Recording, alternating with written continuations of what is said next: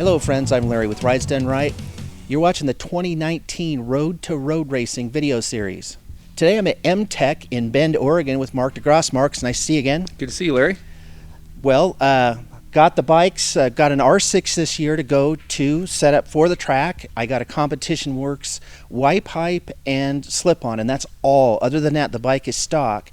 But I knew that was going to make a change, and I wanted to make sure that I'm not going to have any problems with running too lean and all those kind of things. So brought it over to you guys, and what did you guys do? We put a Power Commander 5 on it. Matt went inside and removed, there's a little baffle inside the airbox that restricts the air quite a bit, and then put it on the dyno and built a map for you and dynoed the bike out. So how did that process go? I mean, this is my first time doing anything with a dyno, and it basically, there's two goals that you can have when you're doing one. It's to try and make the thing perform all you can get, and then in my case, what I asked was to have one that just made sure that it was getting the correct air and gas flow, and that it just was tuned as good as it could be. Right.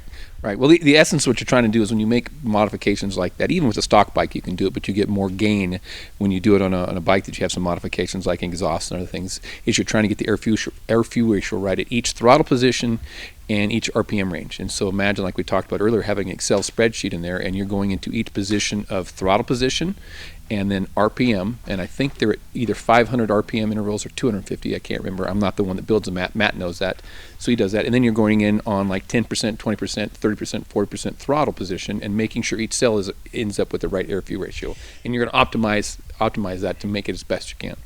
Speaking of Matt, then, he is the guy who does the dynos here, and he's got quite a resume. Tell me a little bit about Matt's background. Matt and Sage both do. Matt, I don't know his full background, so I'm going to guess at it. Matt can correct me later. Matt's the owner here at M-Tech. I think he's had it now for about a decade. Real bright guy. Worked for Muzzy Kawasaki for years, and him and Sage both worked there. And then Matt himself went on. I think he was working with Kenny Roberts Sr. on at the time the GP grid. I think they were dealing with the Proton bike, forgive me if I'm wrong, but he was on a GP grid. He's got a great racing resume. He's done a lot of stuff since then, and quite the mechanic, quite the tuner. So the guy's got a resume, which makes me feel good about him being the guy doing it. I can usually tell with Matt when he comes out of a dyno room, and he was smiling, so that's a good sign. Okay, great.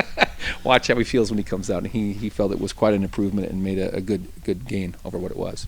All right, well, watch the series this year so you can see how things turn on the track, and thank you guys so much for doing it. Oh, it's great having you, Larry.